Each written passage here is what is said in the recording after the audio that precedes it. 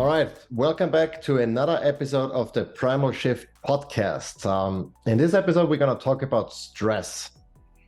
And stress is interesting because there is good stress. Not all stress is bad. In fact, stress has been an important factor in keeping us alive and still does to this point. But there's obviously, chronic stress that's not so good for our health. And the problem with chronic stress in particular is that it appears to be almost impossible to escape in our modern life. And so in this episode in particular, I want to talk about, first of all, the types of stress and how they're different, very briefly about the side effects of being exposed to chronic stress. And number three, and most importantly, how to either reduce your stress, best case scenario, or if you cannot reduce or remove the stressor, then how to change how your body perceives the stress and how to make you more stress resilient so that your body responds in a healthier way, in a less damaging way, so you can deal with the stressor without suffering the side effects. So before we get started,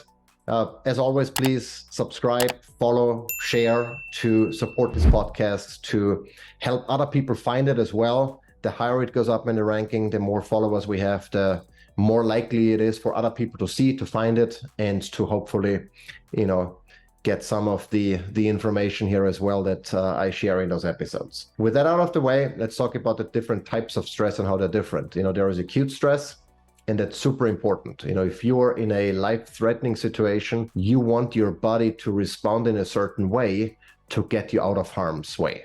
That's super important and has been a crucial part of human history, of our evolution, to respond to acute stressors, by, making sure your sympathetic nervous system kicks in, gets you into fight or flight mode, so you can either escape or fight. If a saber-toothed tiger attacks and you cannot outrun that, dude, you have to fight. You have to do anything it takes to improve your chances of survival. So acute stress, very important for our survival. If you, get close to a street and you hear a car coming, and sometimes, I'm not sure if you've ever experienced it, but sometimes, like in my thoughts, and I walk up to a street and suddenly I'm like, oh, I'm glad, I didn't do this. And this initial stress response is really important to help us make, hopefully, the right decision to get out of harm's way. So super important, acute stress. You don't want to suppress that. You don't want to disable your body's stress response. That would be incredibly counterproductive and not good for your health. Chronic stress, on the other hand, is a relatively modern phenomenon. Being under stress all the time is not something that humans have ever experienced before we've adopted modern lives. Financial issues, problems at your job, raising kids while having a full-time job, all of, having 1,000 things on your plate, a lot of activities, be it, child activities or your own. None of those things have ever been part of our society until relatively recently from an evolutionary perspective. So compared to, 2.6 million years of human evolution, our modern stressors are a relatively new phenomenon, and they have a dramatic impact, a negative impact on our health, because our system is not meant to be in fight or flight mode all the time. We are meant to be in parasympathetic mode, meaning in resting and digesting and recovering mode more time than not. And so what are some of the side effects of being in fight or flight mode all the time? Well, one major thing that is often overlooked is nutrient depletion. So in other words, if you're under stress, your body has higher demands on certain minerals and vitamins. And if you don't replenish those micronutrients through diet, then your chronic stress can actually have downstream effects on your health that are a symptom of your nutrient deficiencies, be it then, bad dental health or poor bone density or metabolic issues, thyroid issues, all of those things can go back to stress, because stress depletes nutrients or causes a higher demand on certain nutrients that you might not be getting from food. Digestive issues is another thing. I had in the past for 3 decades almost irritable bowel syndrome. And while the wrong types of food that I consumed were the major culprit, I think stress also plays a role. If, there is a reason why you can feel it in your gut. Your gut health is impacted if you're under stress all the time. And again, if your gut isn't healthy, it has downstream effects on the rest of your body. So everything is connected, and a lot of it can go back to stress as a contributing factor, or in some cases, maybe the root cause. There are some people who do everything right nutritionally, try to sleep well, etc., but they're under so much stress that they still don't enjoy optimal health. And the reason for that is because they suffer from chronic stress. Cardiovascular disease risk, obviously, if you're constantly under stress, your heart has to work harder. And also from a nutrient then deficiency perspective and gut health perspective, all of that then feeds back into your metabolic health, and you are under increased risk of suffering from a cardiovascular problem if your metabolism isn't working properly and negatively influenced by the chronic stress you're under. Sleep problems, if you're under stress, especially in the second half of the day, you might have issues or trouble falling asleep quickly. And, I've had this, with racing thoughts and my head spinning before going to bed. And that obviously then leads to a later sleep onset. And that, negatively impacts your circadian rhythm, your regular sleep routine. And again, downstream effects then to the next morning. You might be overeating the wrong types of food because you're sleep deprived. You might be angrier with your kids. You might be less resilient to other stressors that occur during the day or that impact during the day. So it's like a vicious circle at the end of the day that can, start with stress and then, cause poor sleep and then cause even more stress and lower stress resilience. So those are some of the side effects, most of which I'm sure you were familiar with. Maybe the nutrient deficiencies is something new that you didn't know before. So the question is now, how can you reduce your stress and make you more resilient to stress at the same time? Because I think the most efficient way of dealing with stress is to remove some of those stressors from your life, period, and to make you more resilient to dealing with the remaining stressors at the same time. I think if you can attack both of those at the same time, it's most effective and you'll feel the positive impact much, much quicker than if you continue exposing yourself to chronic stressors all the time while only trying to deal with them in a more effective manner, if you get my drift and if that makes sense. So there are different strategies on how you can deal with it. Number one is, temporarily reducing your stress. And there are a few things you can do in this, but it's important to understand that many of those things in that category are effective in the moment. They help you temporarily. There are no permanent fix for stress reduction or improving your stress resilience. But nevertheless, if you're in a high stress situation, those are the things you can employ right away to reduce the stress in the moment. And one is, meditation, mindfulness, breathing exercises. Personally, to be honest, I've not dabbled as much with meditation as I maybe should have. I also think that a lot of people who are meditating aren't really. And some of them, we're going to talk about this more in an upcoming episode, I suppose. But, with meditation, the point really is to change your brain activity, to change the type of your brainwave patterns. And very often meditation, if you're not proficient with it, it doesn't really change your brainwaves in the manner that is most effective. But nevertheless, generally speaking, meditation can be highly effective at de-stressing, at getting you out of a stressful mindset and helping you cope with the situation in the moment. Breathing exercises, incredibly impactful. I use them all the time. One of the scenarios where I noticed an incredibly effectiveness of breathing exercises when jumping into a cold plunge. That initial shock response, that stressor of getting into cold water, I've noticed with breathing exercises, I can perfectly control and mitigate and get out of that fight or flight response.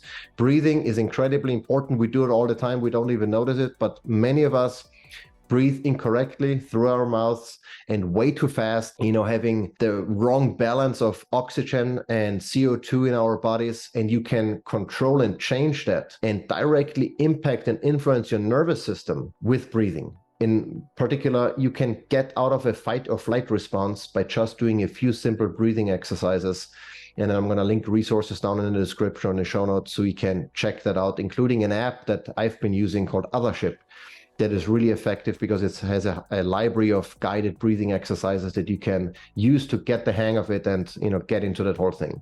Journaling or brain dumping, that's another thing. It sounds so simple, and I'm not a big journaler. I don't like writing stuff with my hand because I have terrible handwriting. I cramp up. I've not been using my hands to write anything. I'm typically more of a, keyboard kind of guy. But nevertheless, what I do most nights is I write down what's in my head. And very often for me, those are things that I have to do or have to think about or have to consider in the future, be it the next day, the next week, or whatever. It doesn't really matter. By offloading that information from my brain onto a piece of paper or my digital reminders list is a de-stressor for me, because it immediately tells my brain I don't have to hang on to that information. It's stored somewhere safe, and it'll pop up at a certain time so I can pick it right up and process that information, that task or that to-do. By simply brain dumping, removing the thoughts from my head and put it on paper or in digital form, it has a dramatic effect, positive effect, on how quickly I can fall asleep and the quality of my sleep by doing that before bedtime. So I highly recommend that. If you have racing thoughts at night, write down what you're thinking. Write down what's in your head and you'll sleep better and fall asleep quicker, I promise you. Walking is another thing that's not only good. We talked about it from an exercise perspective in a previous episode, but also from a de-stressing perspective. By walking, I can be in my head. I can think about, I can organize my thoughts. I can, physically release tension, but also cognitively, I can release tension. It's a great way to temporarily relieve stress. Physical touch is another thing. If you're in a bad mindset or bad state of mind and, you're stressed or whatever, ask your partner to hug you. I know it sounds silly. It sounds funny, but it really helps. Physical touch directly influences your nervous system. And more specifically, it can get you out of that fight or flight mode and back into a parasympathetic mode, because physical touch is a sign for your body that you're safe, that it's okay. And that's often enough to get you out of a stressful situation, of a stressful mindset, and to help you calm down and recover for the moment at least. Reconnecting with nature is another thing that I think is very underrated. If I'm stressed and I go into nature, I take off my shoes, I take off my shirt, I go to the backyard, I interact with our animals. I sit down just for a few minutes, I hold one of the bunnies, I hold one of the chicks or the goslings, or just play with the dog, whatever it might be, or go and walk in the woods. Just being in an environment that humans have been for millions of years, where humans have thrived for millions of years, getting away from, artificial type of environments with artificial light and climate controlled rooms and homes, etc. Just getting out into nature, being in an environment that is so natural to us has had a dramatic impact on how I can manage stress and how I can de-stress temporarily. So that was number one, temporary stress reduction. Number two, second bucket, is hormetic stressors. And so introducing stress to fight stress might sound counterintuitive, but it actually works. So hormetic stressors are things that are acute stressors at the end of the day that help you, make you more resilient and help you cope with stressors going down the line better and more efficiently. And so what that specifically means is, for me, is cold exposure, heat exposure, and exercise. So let's start with cold exposure. And I have several YouTube videos and blog posts that talk about all of those things in more detail. So I encourage you to check that out, and we'll probably talk about those in a future episode as well. But if you jump into cold water or turn on and step into the cold shower, your body immediately goes into fight or flight mode.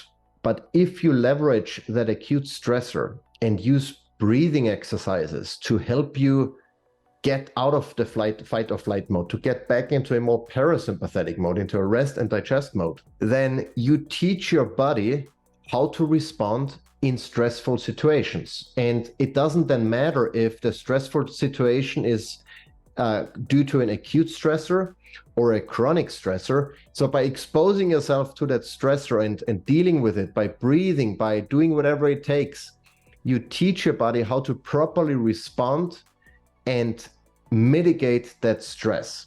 Specifically, breathing, as I've mentioned before, with cold plunging has had a dramatic impact on not only de-stressing in the moment, but also applying that knowledge, that muscle memory, if you will, and do it again in a future stressful situation.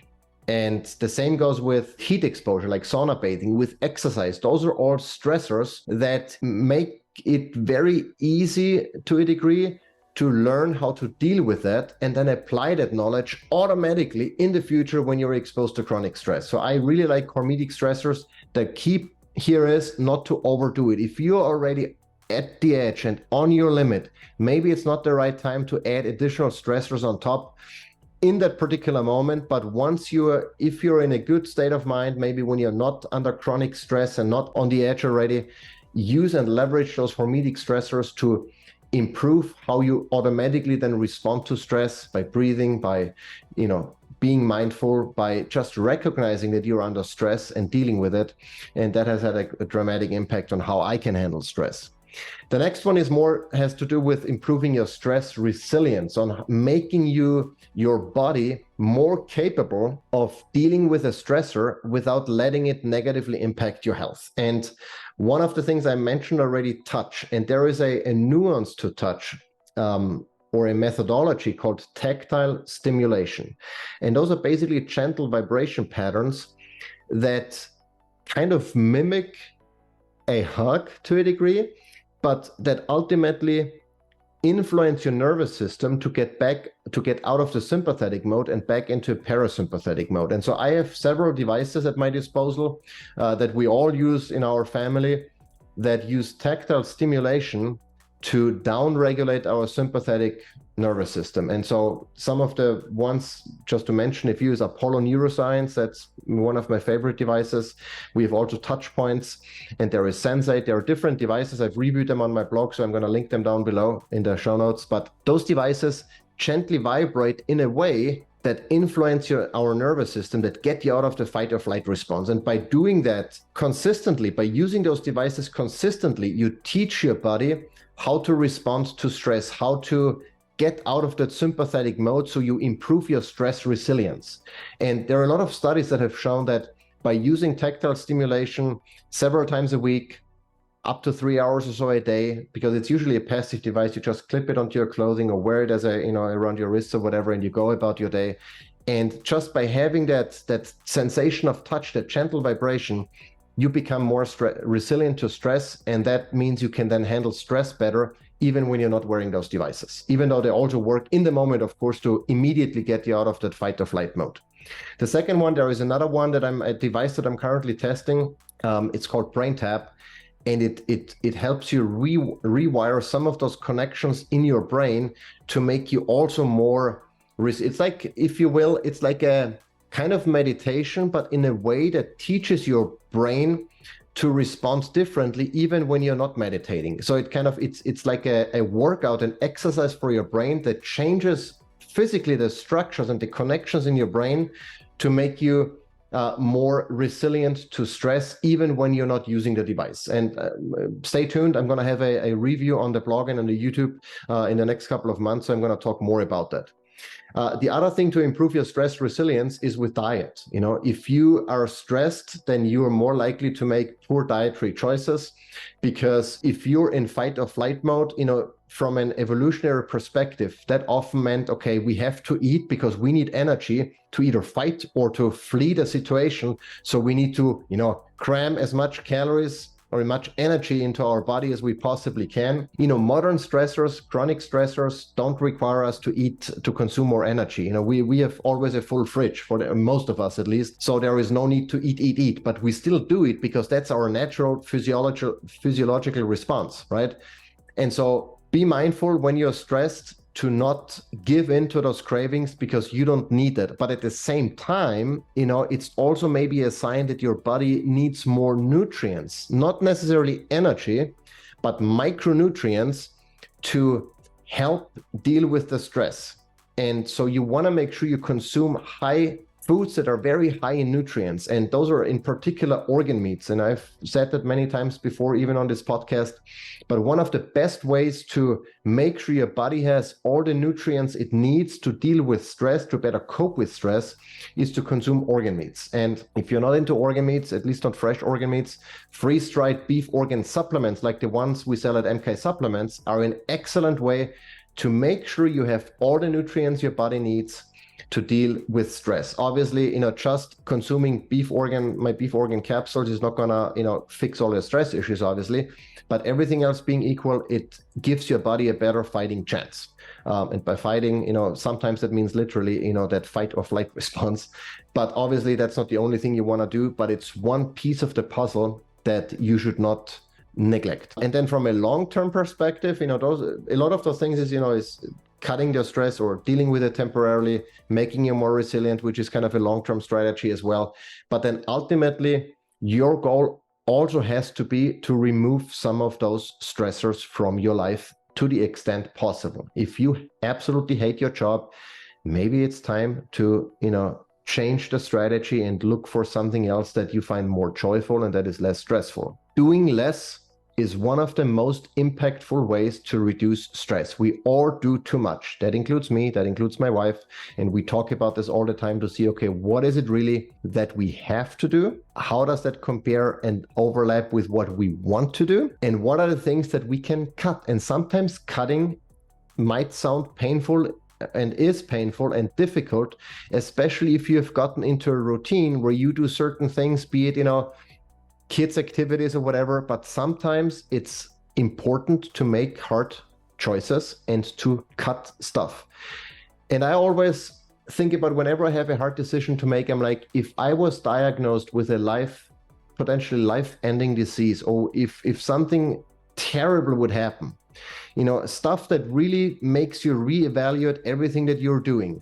And I sometimes play this scenario out in my head and say, okay, if X, Y, Z would happen, would I still be doing this or that? And if the answer is no, then it's a thing I can cut, and that I'm willing to cut and bulldoze over it. And for us, just to give you an example, we had our older one signed up for gymnastics, and she really loved gymnastics, but it was at a time in the evening, typically, that would cut into her bedtime. It would then become more competitive and more often and stressful for her at the end of the day. And we're like, okay, as much as you like doing gymnastics, the combination of going to bed late, of being stressed, of being inside under artificial light for hours per week, and the stress of having to drive you and, doing maybe things that you don't like and being super competitive about something that, likely chances are you're not going to become a professional gymnast. And I wouldn't want her to. But all of those factors combined led us to the very hard decision that we're going to stop doing gymnastics, And there are many other examples where I'm like, if your kids' activities, stress you out, make your entire life miserable because you're going from A to B all the time and, all the weekends are blocked, etc.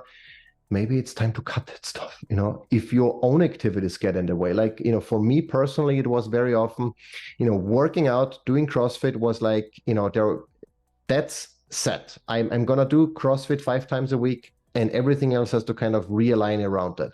And at some point I realized that it's stressing me out. My workout schedule was stressing me out, and I'm working out to improve my health. It was doing that physically, but it had a negative impact mentally because I was stressed. And so I made the hard call and say, you know what? If I only can work out twice a week, then that's okay. I'm still, as fit, as healthy as I ever was. And I would argue I'm healthier than I was before and not any less fit because I'm less stressed because of that. And so cutting stuff and really reevaluating your goals. What is it that you want to get out of, whatever you're doing? If it's happiness, joy, longevity, optimal health, then cut the stuff that does not line up with those goals, as hard as it might be. And with that, we're gonna wrap it up. I hope you liked this episode. I hope you got some helpful tips and pointers out of it that you can implement today to reduce your stress, make you more resilient. Check out the show notes. There is additional information, resources, links to blog posts and YouTube videos that I highly recommend you check out as well. Don't forget to subscribe and follow and share. I appreciate it, and I'll see you in the next episode.